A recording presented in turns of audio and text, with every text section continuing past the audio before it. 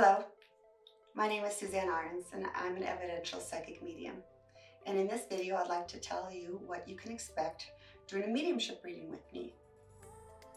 First of all, I prefer not to know anything about my client or who they'd like to connect to in spirit prior to their reading. This helps to ensure that I'll have a clean connection with spirit. It also helps to eliminate anything that might compromise my communication with them and confuse me whether or not the information that I'm downloading is from spirit or it's because I already had a thought planted in my head or a name or situation already explained to me. So I prefer not to know anything. This also helps give the client the opportunity to validate what I'm giving for evidence, and it actually confirms my authenticity as well. Second of all, I'll ask you if you want to connect to a person or an animal, what their name is, and possibly the relationship to you. But that's all. I don't really want anybody to expand more than that, just again to confirm that I have a clean connection and that I won't be confused by the information that I get. I have had a great deal of success bringing through people that my clients would like to connect to, but I can't guarantee that. I am not in charge. They are. But I also have had a great deal of success bringing forth people's animals. Sometimes the animals will actually show up to me as I'm powering up and meditating before the reading, and so I know that they belong to my client some way, somehow. And this could be horses, cows, cats and dogs and birds and things like this. So it's really been very interesting.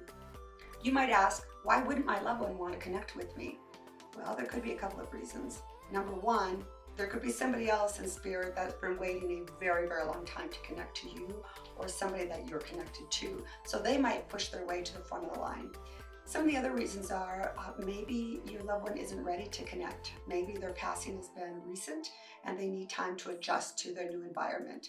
It can also be situations where they might be seeking help or receiving help for a mental issue they might have been encountering here on earth that maybe led to their passing. So they might be working on that with somebody right now, angelically speaking.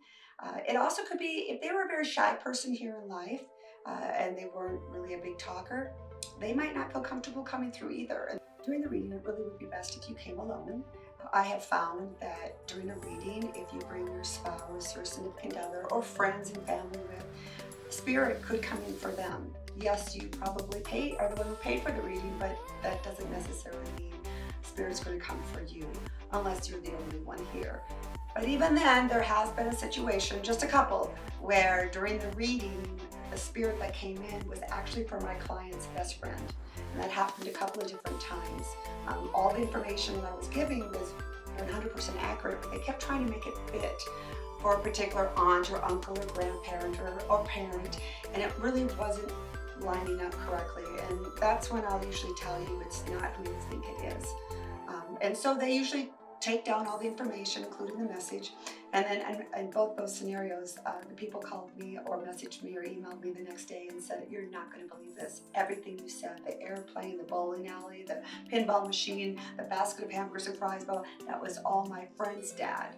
And then they asked, why would my friend's dad come through during my reading? And there's a couple factors for that. One could be that your friend doesn't really believe in life after death. The other could be that your friend doesn't maybe go get readings done, and therefore spirit's been having a really hard time connecting to them. They might not have been picking up subtle hints that their loved one in spirit has been leaving behind.